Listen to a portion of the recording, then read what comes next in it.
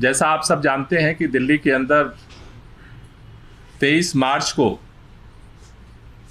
शहीद आजम भगत सिंह, राजगुरु सुखदेव के बलिदान दिवस पर आम आदमी पार्टी ने जंतर मंतर पे सभा करके और देश भर में मोदी हटाओ देश बचाओ पोस्टर अभियान की घोषणा की थी। इस अभियान के माध्यम से, इस पोस्टर के माध्यम से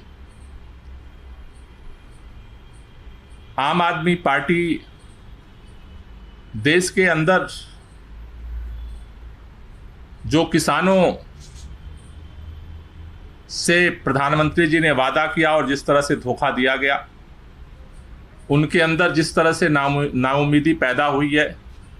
देश के मजदूरों के जिस तरह से अधिकार और हक को, कानूनों को ख़त्म करके छीन लिया गया, देश के छात्रों को जिस तरह से सभी यूनिवर्सिटियों में दमन किया गया, देश के नौजवान जिस तरह से बेरोजगारी की हालत में दर दर भटक रहे हैं, महिलाएं महंगाई की मार को झेल रही हैं, ऐसी स्थिति में देश के प्रधानमंत्री माननीय नरेंद्र मोदी जी इन समस्याओं के समाधान निकालने की जगह देश के शिक्षा और स्वास्थ्य की व्यवस्था को ठीक करने की जगह पूरी ताकत के साथ, ऐसे लगता है जैसे माननीय प्रधानमंत्री जी ने जिद पकड़ ली हो कि हमें इस देश के लोकतांत्रिक व्यवस्था को खत्म करना है। देश की लोकतांत्रिक व्यवस्था आजादी के बाद जो मिली, उसकी बुनियाद है भारत का संविधान, और भारत के संविधान के सहयोगी के रूप में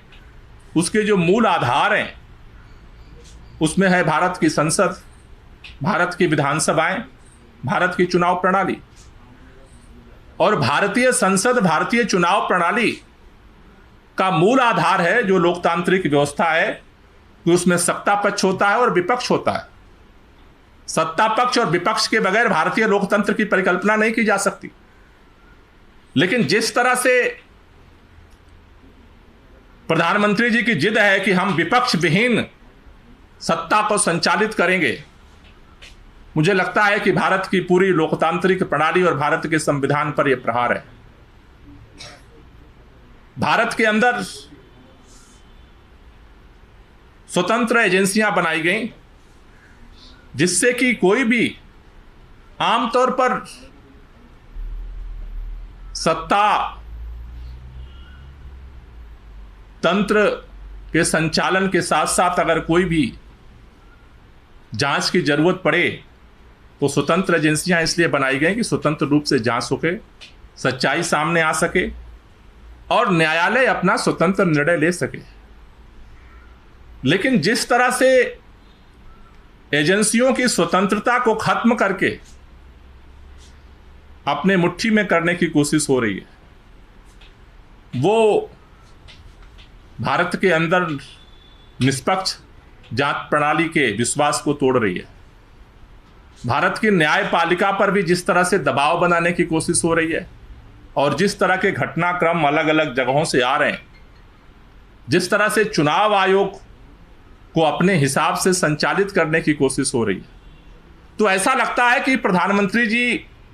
जिस देश की तरफ बढ़ रहे हैं कि देश के अंदर लोग बेरोजगार घूमते रहे, किसान परेशान रहे,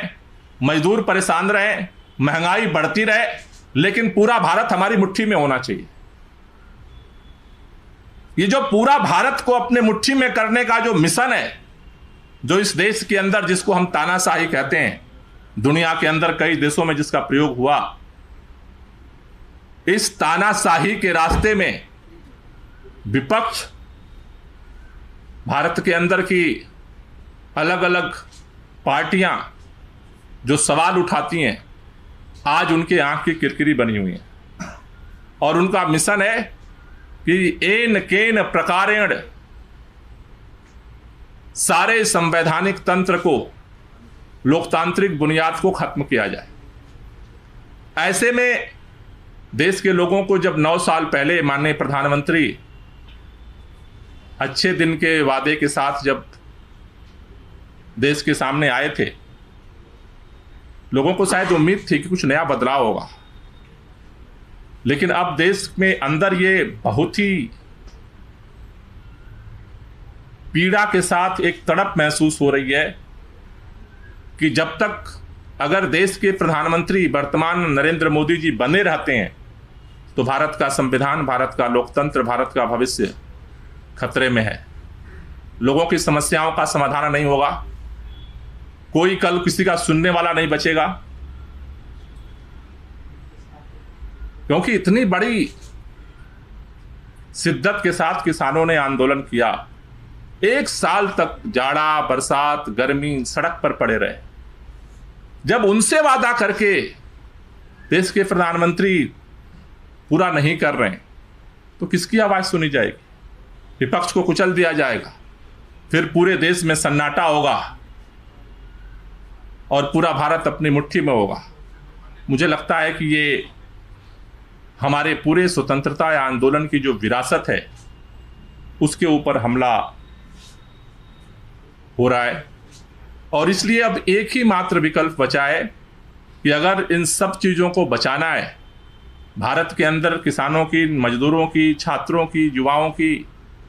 महिलाओं की समस्याओं का समाधान चाहिए,